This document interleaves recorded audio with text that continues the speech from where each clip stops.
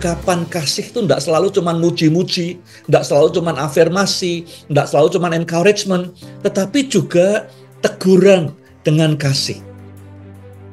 Apapun yang terjadi dalam kehidupan ini, yang menulis kata terakhir adalah Tuhan. Kalau Dia di pihak kita, endingnya berbeda dengan apa yang kita alami hari ini. Jangan remehkan mereka yang kelihatannya lemah. Baik itu wanita-wanita indah di Galilea, anak laki-laki remaja, merekalah yang bertahan bersama Yesus hingga akhir.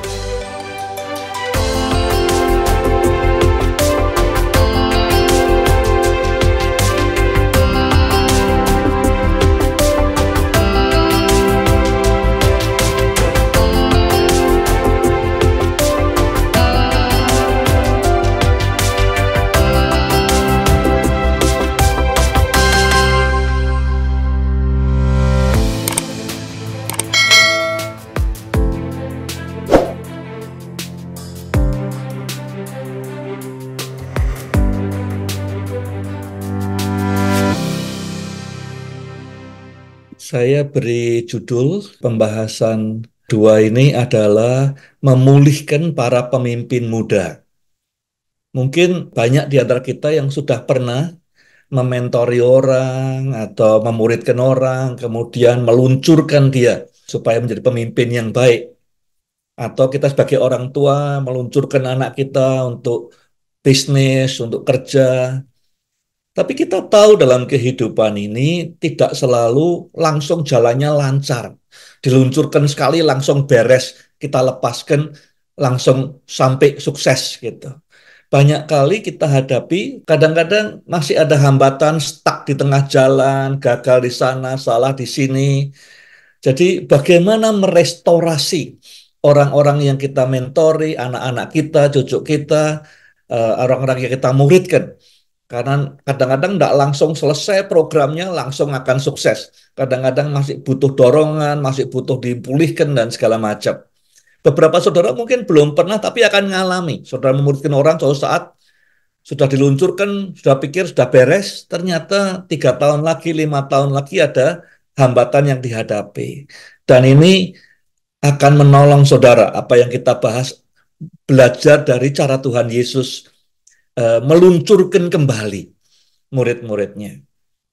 Ada 4 resep, 4 ingredients ya, untuk memulihkan pemimpin muda yang saya belajar dari Tuhan Yesus.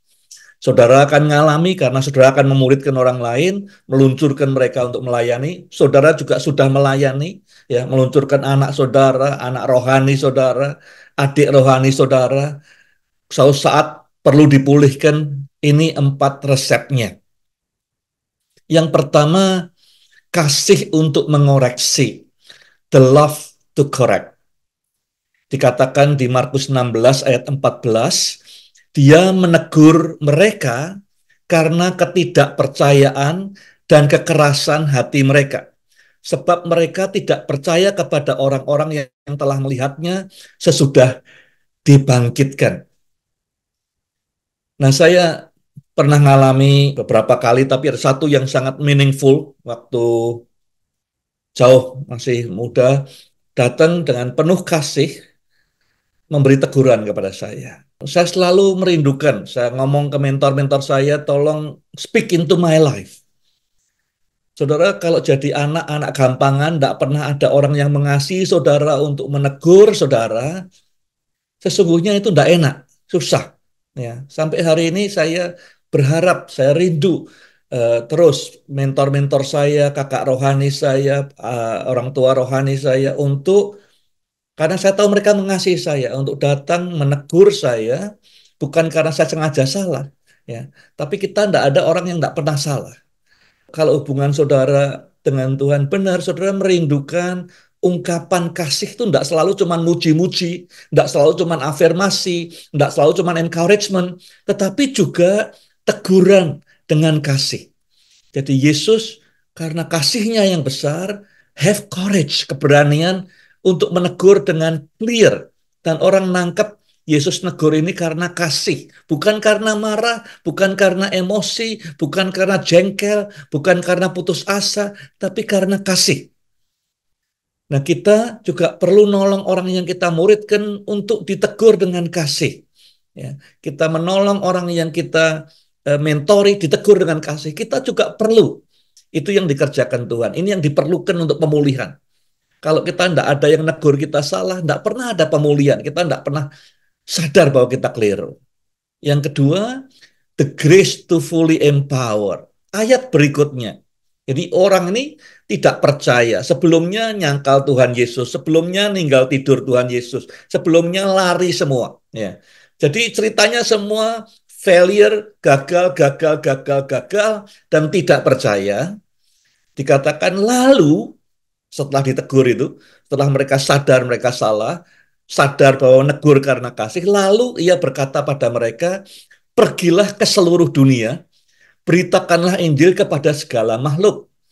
Nah, kalau kita mau beri tugas demikian besar, ini adalah inti dari semua rencana Tuhan, penebusan segala makhluk ini, ya mestinya diserahkan kepada orang yang sukses, orang yang tidak gagal, orang yang berhasil, ya, orang yang track record tidak pernah gagal. Tapi di ceritanya dalam seminggu terakhir ini sudah meninggalkan Yesus, mengkhianati menyangkali Yesus. Yesus susah ditinggal tidur, sekarang tidak percaya setelah dia bangkit. Tapi dikatakan lalu dia berkata, pergilah. Dia serahkan empowerment.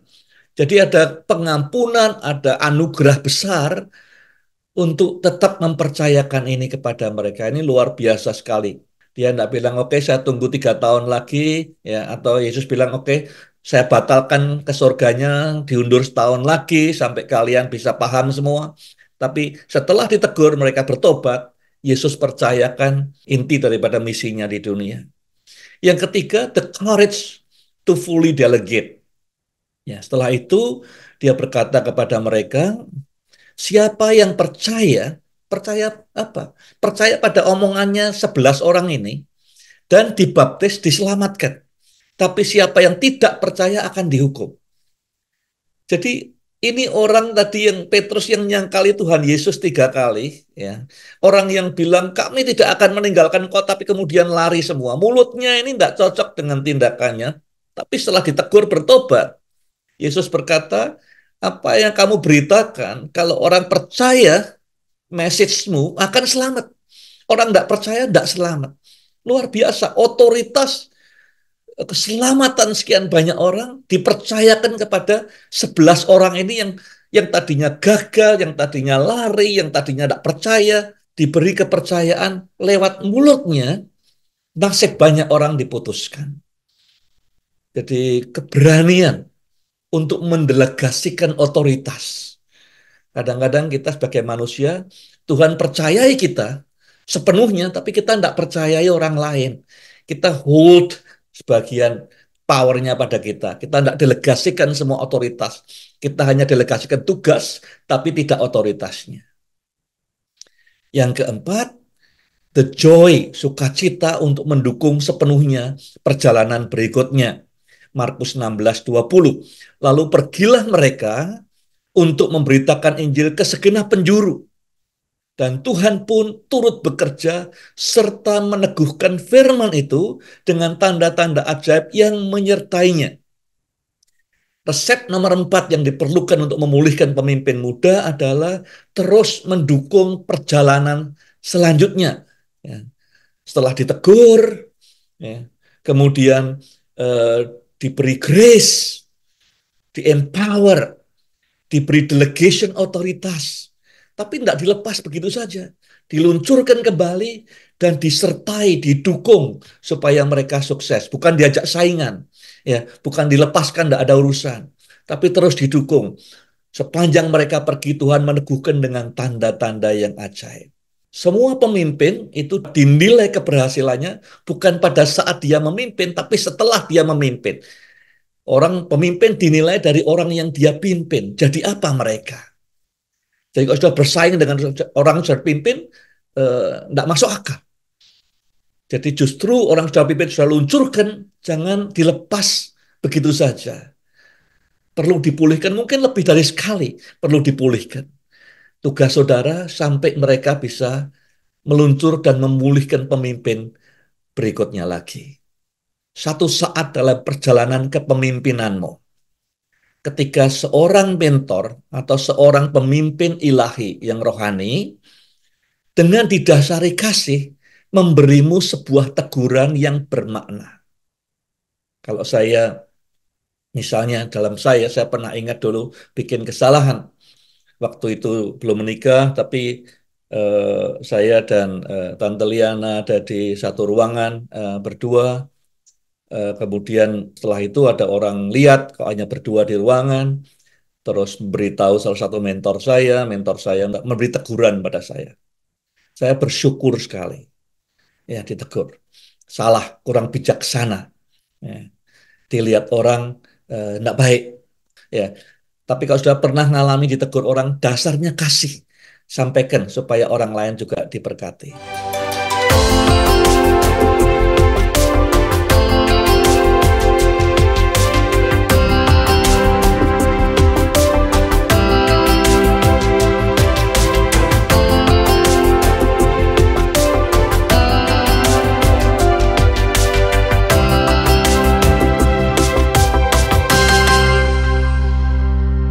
Topik terakhir ini tentang leadership perspektif, perspektif kepemimpinan.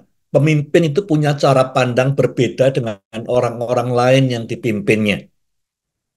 Perspektif kepemimpinan ilahi itu apa? Satu, bahwa Tuhan itu yang punya the last word. Tuhan yang menuliskan kata terakhir dalam narasi kehidupan kita.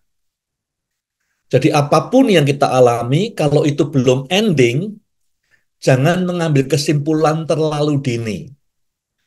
Ini yang dimiliki oleh pemimpin-pemimpin, punya persepsi untuk bisa memahami bahwa apapun yang terjadi dalam kehidupan ini, yang menulis kata terakhir adalah Tuhan.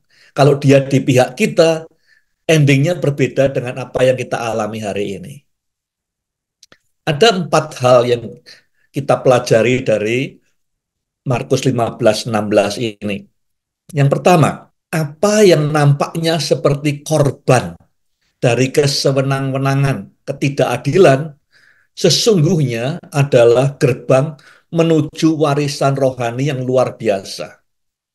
Di dalam Markus 15:21, pada waktu itu lewat seorang yang bernama Simon, orang Kirene, ayah Alexander dan Rufus, yang baru datang dari luar kota, dan orang itu mereka paksa memikul salib Yesus.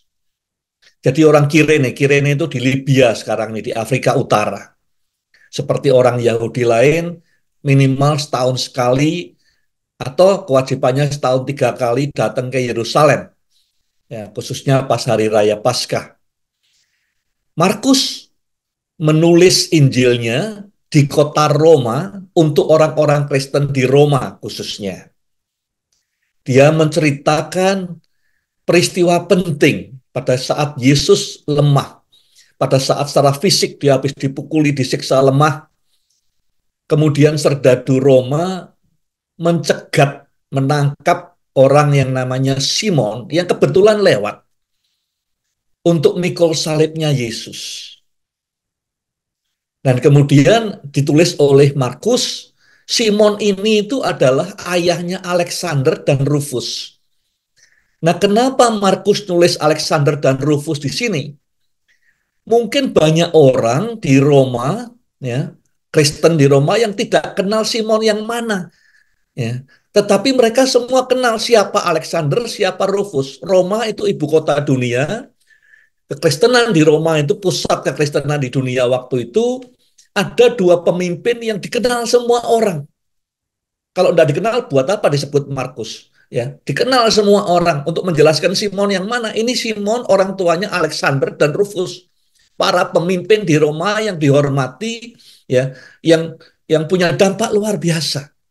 Kalau seandainya Simon waktu itu tidak lewat di jalan itu, atau dia, ya mungkin dia jengkel, dia marah, salahku apa kok disuruh mikul salib, kenapa bukan yang lain, ya.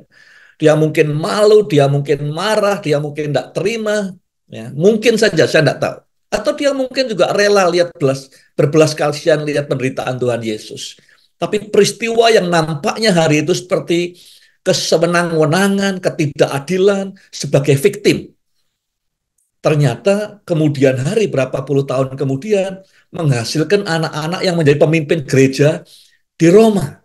Ya, kalau tidak ada peristiwa itu, tidak ada disebut ini Alexander atau Rufus, karena disebut karena mereka ini pemimpin yang dikenal oleh semua orang di Roma. Jadi saudara mungkin mengalami sebagai victim hari ini, ya, diperlakukan tidak adil, rasanya tidak terima, tetapi ingat yang nulis kata terakhir itu Tuhan Yesus. Apa yang kelihatannya seperti ketidakadilan, seperti victim, seperti kesewenang-wenangan, ternyata gerbang menuju warisan rohani yang luar biasa.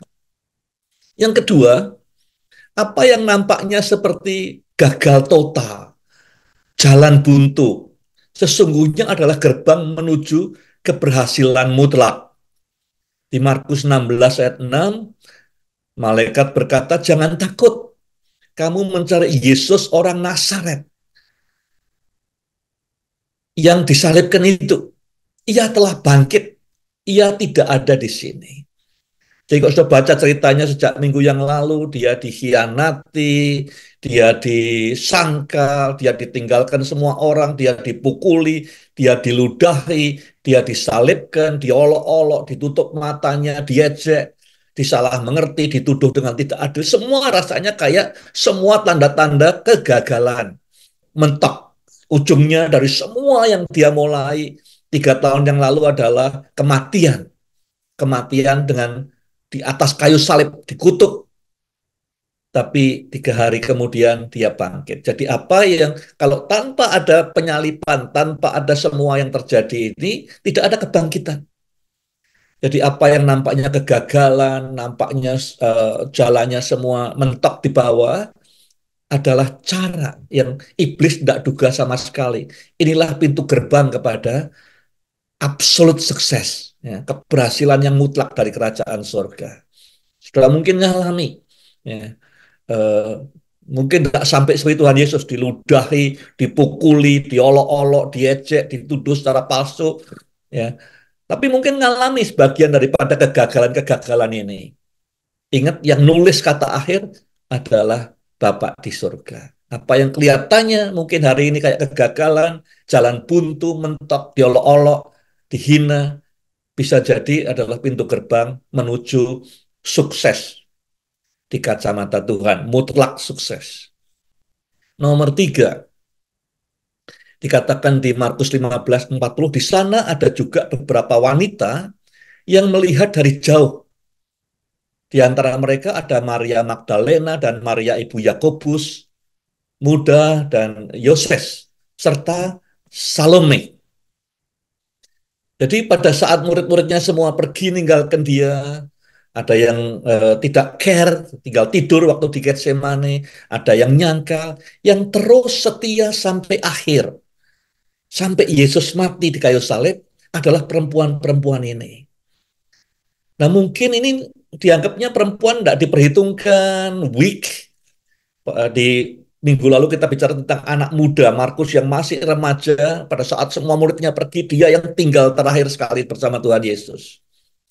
Kadang-kadang kita meremehkan orang-orang ini. Kita sebagai pemimpin yang orang-orang ini tidak kita perhitungkan. Kita investasikan kepada orang-orang yang cemerlang, yang menonjol di antara 11 orang ini semua rasul-rasul.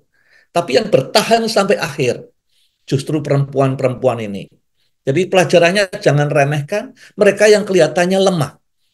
Baik itu wanita-wanita indah di Galilea, anak laki-laki remaja, merekalah yang bertahan bersama Yesus hingga akhir. Jangan underestimate.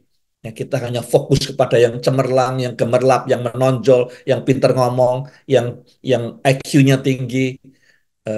Tapi kita lupakan mereka-mereka yang kelihatannya lemah, tapi bertahan sampai akhir. Dan yang terakhir, the most unlikely candidate untuk transformasi rohani. Di dalam pasal 15 ayat 39, ketika kepala pasukan yang berdiri menghadap ke arah Yesus, melihat bagaimana Yesus menghembuskan napasnya yang terakhir, ia berkata, sungguh orang ini adalah anak Allah. Orang yang paling tidak terduga ya, untuk mengalami transformasi rohani hari itu. Dia adalah kepala pasukan Romawi. Dia mimpin 100 serdadu yang tugasnya adalah membunuh Tuhan Yesus. Ya, mereka yang menyiksa, dia kepalanya ini. Ya, jadi topnya enemy-nya yang harusnya menyakiti Tuhan Yesus, justru orang pertama yang mengenali Yesus itu anak Allah. Bukan muridnya, ya, bukan orang lain, bukan ahli-ahli agama.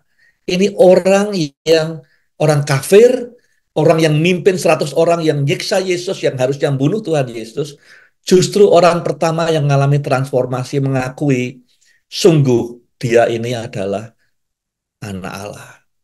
Jadi kita jangan ngambil kesimpulan terlalu cepat. Kadang-kadang kita ngarah kepada orang-orang yang berpengaruh, melayani, menginjil. Kalau mereka kena sama Tuhan Yesus, dampaknya luar biasa. Kadang-kadang jalan Tuhan bukan seperti itu. Orang yang kita tidak duga sama sekali, terdampak oleh hidup kita, dan dampaknya bisa lebih luas daripada yang pernah kita pikirkan. Jadi pelajaran daripada 15-16, miliki persepsi ilahi. Kadang-kadang yang terjadi bukan yang kita pikirkan. Apa yang terjadi hari ini belum tentu ujungnya seperti itu. Terus berharap kepada Tuhan dan beri ruang pada Roh Kudus untuk menyelesaikan ceritanya, narasinya. Tetap percayai dan lihat gambar besar. Ada cerita lebih besar daripada yang saya hadapi hari ini. Kebangkitan Tuhan Yesus itu game changer. Sebagian besar orang Kristen hanya melihat peristiwa kebangkitan Yesus sebagai peristiwa sejarah. Ya, diperingati Paskah tiap tahun, tapi tidak menghidupi kuasa kebangkitan itu sendiri. Kuasa bebas dari kematian, kuasa bebas dari statis, kuasa bebas dari kehidupan yang tidak berpengharapan. Saya berdoa setiap kita, kebangkitan Tuhan Yesus bukan cuma dipelajari, bukan cuma diperingati, tapi betul-betul dihidupi kuasanya. Karena Paulus berkata, kalau Yesus tidak bangkit, semua yang kita kerjakan tidak ada artinya. Tidak ada gunanya. Kebangkitan ini game changer. Ini yang bedakan kita dengan sisa dunia ini. Karena Yesus bangkit.